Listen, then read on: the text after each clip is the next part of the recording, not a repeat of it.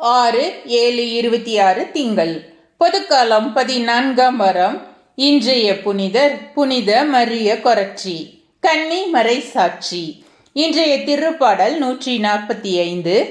ஆண்டவர் இரக்கமும் கனிவும் உடையவர். முதல் வாசகம்.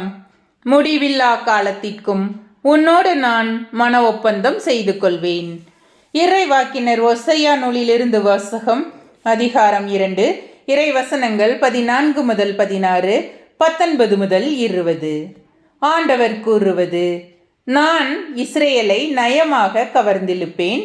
பாலை நிலத்திற்கு அவளை கூட்டி போவேன். நெஞ்சுருக அவளுடன் பேசுவேன்.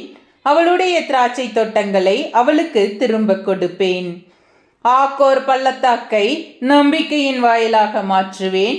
அப்போது அவள் அங்கே தன் இளமையின் நாட்களிலும் எகிப்து நாட்டினின்று தான் வெளியேறிய காலத்திலும் பாடியது போல் பாடுவாள். அந்நாளில் என் கணவன் என என்னை அவள் அழைப்பாள். என் பாகாலே என இனிமேல் என்னை அழைக்க மாட்டாள் என்கிறார் ஆண்டவர். இஸ்ரேல் முடிவில்லா காலத்திற்கும் உன்னோடு நான் மன ஒப்பந்தம் செய்து கொள்வேன். நேர்மையிலும் நீதியிலும் பேரன்பிலும் இரக்கத்திலும் உன்னோடு மன ஒப்பந்தம் செய்து கொள்வேன்.